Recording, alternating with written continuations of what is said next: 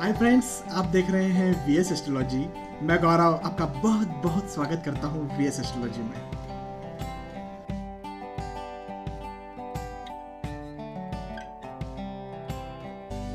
दोस्तों, आज की इस वीडियो में हम बात करेंगे केतु इन 10th हाउस। केतु आपकी कुंडली के 10वें घर या 10वें भाव में होंगे तो क्या फल देंगे। दोस्तों, जो मेरे पुराने दर्शक हैं वो तो इस बात को भली भांति जानते हैं। नए दर्शक हैं उनके लिए मैं एक बार दोहरा दूं कि कोई भी ग्रह किसी घर में अकेला नहीं होता है, वो किसी न किसी नंबर के साथ होता है। वो नंबर राशियां होती हैं और उस राशि का भी बहुत बड़ा प्रभाव पड़ता है उस ग्रह पर या उस घर पर। तो दोस्तों, आज हम सिर्फ ये बात नहीं करेंगे कि केतु इन 10th हाउस, आज हम ये बात करेंगे कि केतु इन 10th house with 1 to 12 number या मेष से लेकर मीन राशि के साथ यदि केतु होंगे 10वें घर में तो क्या फल देंगे। एक बात का और विशेष ध्यान रखें दोस्तों कि केतु की डिग्री देख लें। केतु की डिग्री यदि 10 के नीचे या 20 के ऊपर है तो अपने अच्छे फल या फिर बुरे फल जो भी हो केतु के फल वो कम देंगे, और यदि केतु की डिग्री 10 से लेकर 20 है तो केतु अपने अच्छे या बुरे फल ज़्यादा देंगे। तो डिग्री को आप ज़रूर देख लें। दूसरी बात दोस्तों, केतु की 3 दृष्टियां होती हैं, 5वीं, 7वीं और 9वीं। यदि आप जानना चाहते हैं कि दृष्टियां क्या होती है तो इस चैनल की प्लेलिस्ट एस्ट्रोलॉजी लेसन हिंदी में जाए, फर्स्ट 2 वीडियोस देखें, आपको एक बेसिक जानकारी मिल जाएगी। एक बात और दोस्तों कि कई लोग केतु के नाम से डरते हैं और कई लोग डराते भी हैं, लेकिन एक्चुअली ये है कि केतु से सिर्फ डरने की ही ज़रूरत नहीं होती। केतु मोक्ष के कारक भी होते हैं। तो केतु व्यक्ति को परम वैरागी बना सकते हैं, भगवान में इतना लीन कर सकते हैं, परमात्मा में इतना लीन कर सकते हैं कि उसे इस मोह माया से ही मतलब ना रहे। तो मतलब केतु व्यक्ति को इतना महान बना सकते हैं। तो केतु से सिर्फ डरने की ज़रूरत नहीं है। ये एक अलग पहलू है कि केतु किसी व्यक्ति को डाकू, गुंडा, पापी और बुरे फल भी देते हैं। तो केतु के 2 पहलू हैं, तो सिर्फ डरे ही ना, दोनों फल केतु अलग अलग राशियों के साथ अलग अलग स्थिति में देते हैं। तो आज हम वही बात करेंगे कि केतु 10th हाउस में अलग अलग राशियों के साथ होंगे तो क्या फल देंगे। दूसरी बात दोस्तों कि कई मेरे सम्मानीय दर्शक मुझे मेल करते हैं और वो चाहते हैं कि मैं उनकी कुंडली का एनालिसिस करूं। तो यदि आप भी चाहते हैं कि मैं आपकी कुंडली का एनालिसिस करूं, आपके जो भी प्रॉब्लम्स हैं उनका मैं रेमेडी बताऊं, और आपकी कोई क्यूरियोसिटी है अपने फ्यूचर के बारे में, तो आप मुझे इस नंबर पर जो स्क्रीन में नीचे मैंने दिया है उस पर कॉल करके मुझसे संपर्क कर सकते हैं। चलिए दोस्तों, अब शुरुआत करते हैं अपने आज के टॉपिक की। दोस्तों, जैसे मैंने बताया कि केतु अलग अलग राशियों के साथ अलग अलग फल देते हैं, तो मैं आपको बता देता हूँ केतु के जो नेगेटिव इफेक्ट होते हैं वो किन राशियों के साथ होते हैं। केतु यदि 10वें घर में 1 नंबर या मेष राशि के साथ, 2 नंबर या वृषभ राशि के साथ, 3 नंबर या मिथुन राशि के साथ, 4 नंबर या कर्क राशि के साथ, 5 नंबर या सिंह राशि के साथ होंगे और 12 नंबर या मीन राशि के साथ होंगे तो अपनी महादशा या अंतर्दशा में बुरा फल देंगे। अच्छा फल कब देते हैं वो मैं आपको बताता हूँ। केतु 6 नंबर या फिर कन्या राशि के साथ होंगे 10वें घर में, 7 नंबर या तुला राशि के साथ होंगे, 8 नंबर या वृश्चिक राशि के साथ होंगे, 9 नंबर या धनु राशि के साथ होंगे, 10 नंबर या मकर राशि और 11 नंबर या कुंभ राशि के साथ होंगे तो अपनी महादशा या अंतर्दशा में वो अच्छा फल देते हैं। तो मैंने बुरे और अच्छे फल एक ही बार में आपको बता दिए, और आपको बता देता हूँ कि क्या बुरे और क्या अच्छे फल केतु देंगे।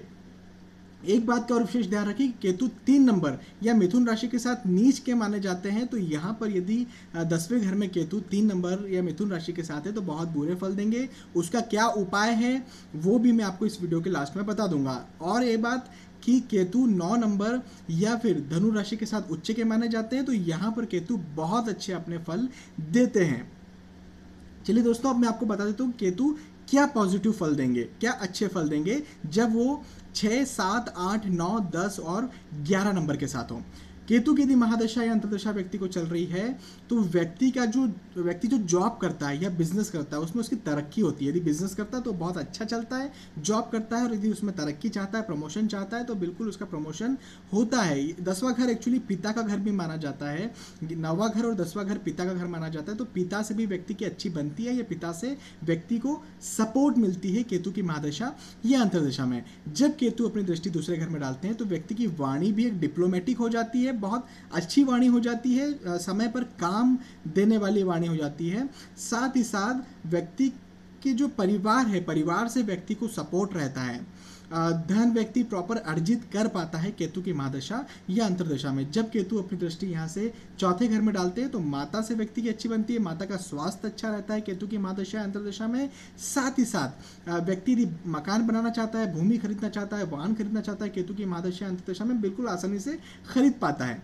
जब यहाँ से केतु अपनी दृष्टि छठे घर में डालते हैं और ये व्यक्ति यदि कोर्ट केस किसी भी तरह से लिटिगेशन में है तो वहां पर भी उसे जीत मिलती है केतु की महादशा या अंतर्दशा में। जो भी वो खर्च करता है वो खर्च उसका एक सही इन्वेस्टमेंट, सही रिटर्न के रूप में वापस आता है। ज़्यादा बीमारियां उसको छोटी मोटी तो होती है लेकिन ज़्यादा तंग नहीं करती। अब दोस्तों मैं आपको बताता हूँ केतु के नेगेटिव इफेक्ट क्या होते हैं। जब केतु 1 नंबर, 2, 3, 4, 5 और 12 नंबर के साथ होंगे तो नेगेटिव इफेक्ट देंगे। जिसमें 3 नंबर के साथ यदि केतु हैं तो बहुत ज़्यादा नेगेटिव इफेक्ट देंगे अपनी महादशा या अंतर्दशा में। व्यक्ति को यहाँ पर यदि केतु की महादशा अंतर्दशा चल रही है तो उसे बिजनेस तो बिल्कुल भी शुरू तो नहीं करना चाहिए। कम से कम मेरी सलाह यह, यदि व्यक्ति बिजनेस शुरू करना चाहता है और 1, 2, 3, 4, 5 या 12 नंबर के साथ केतु 10वें घर में बैठा है या फिर 3 नंबर के साथ बैठा है, तब तो बिजनेस बिल्कुल भी व्यक्ति को स्टार्ट नहीं करना चाहिए, क्योंकि उससे 100% लॉस होगा बिजनेस में केतु की महादशा या अंतर्दशा में। यदि व्यक्ति जॉब करता है इस समय तो जॉब में भी कुछ या तो लगती रहेगी, छूटती रहेगी, लगती रहेगी, इस तरह से उसका एक मूवमेंट जॉब में भी बना रहेगा केतु की महादशा या अंतर्दशा में। जब केतु यहाँ से अपनी दृष्टि दूसरे घर में डालते हैं तो व्यक्ति की जो वाणी होती है उतनी प्रभावशाली नहीं रह जाती। साथ ही साथ या तो व्यक्ति की परिवार से दूरी हो जाती है या परिवार से नहीं बनती, उतना प्रॉपर धन अर्जित नहीं कर पाता व्यक्ति केतु की महादशा या अंतर्दशा में। जब केतु अपनी दृष्टि चौथे घर में डालते हैं तो माता से या तो व्यक्ति की दूरी हो जाती है या फिर माता से नहीं बनती या माता का स्वास्थ्य खराब रहता है केतु की महादशा या अंतर्दशा में। व्यक्ति मकान खरीदना चाहता है, बनाना चाहता है या भूमि खरीदना चाहता है, वाहन खरीदना चाहता है तो केतु की महादशा या अंतर्दशा में बहुत ज़्यादा तकलीफ जाती है व्यक्ति को। जब केतु अपनी दृष्टि छठवें घर में डालते हैं, यदि व्यक्ति किसी कोर्ट केस में है तो वहाँ पर भी उसे बहुत दिक्कतें जाती हैं और जीतने के चांसेस थोड़े से कम हो जाते हैं केतु की महादशा या अंतर्दशा में। व्यक्ति को जो बीमारियां होती हैं, छोटी मोटी बीमारियां भी बहुत व्यक्ति को परेशान करती है, व्यक्ति को कुछ ना कुछ डर सताता रहता है, कुछ ना कुछ चिंताएं सताती रहती है व्यक्ति को केतु की महादशा या अंतर्दशा में। तो इस तरह मैंने आपको बताया कि केतु किन राशियों के साथ और क्या अच्छे या बुरे फल देगा। दोस्तों जो बुरे फल देंगे, यदि केतु नीच के हैं या फिर 1, 2, 3, 4, 5 या 12 नंबर के साथ हैं तो केतु के मैं आपको उपाय बताता हूँ। केतु देवता का एक मंत्र है, ओम केम केतवे नमः, यह बीज मंत्र है। इसकी आप रोज़ एक माला का जब ज़रूर करें, आपको केतु जो देवता की तरफ से आपको जो नेगेटिविटी आ रही है, जो नकारात्मक परिणाम मिल रहे हैं वो आपके बिल्कुल कम होंगे। यहाँ पर आप फिर से मैं कहता हूँ डिग्री देख लें, यदि डिग्री कम है तो नेगेटिव इफेक्ट कम होंगे, डिग्री यदि 10 से 20 तक है तो नेगेटिव इफेक्ट आपको उतने ज़्यादा मिलेंगे। तो दोस्तों मुझे उम्मीद है कि आपको ये वीडियो समझ में आया होगा और पसंद भी आया होगा। यदि आपको ये वीडियो पसंद आया तो प्लीज़ इसे लाइक करें, इसे शेयर करें। साथ ही साथ यदि आपके कोई सुझाव हैं तो वो भी कमेंट में ज़रूर लिखें। एक आपके फ़ायदे की और बात बता दूं कि यदि आप इसी तरह एस्ट्रोलॉजी ज्योतिष सीखना चाहते हैं तो इस चैनल को सब्सक्राइब करें और इस चैनल की playlist astrology lesson in Hindi में हम स्टेप बाय स्टेप समय समय पर वीडियोज़ अपलोड करते रहते हैं, जहाँ जाकर आप एस्ट्रोलॉजी ज्योतिष सीख सकते हैं। रेगुलर अपने राशिफल भी जानना चाहते हैं तो भी इस चैनल के साथ बने रहें। दोस्तों आपने वीडियो देखा, आपका बहुत बहुत धन्यवाद। Bye bye.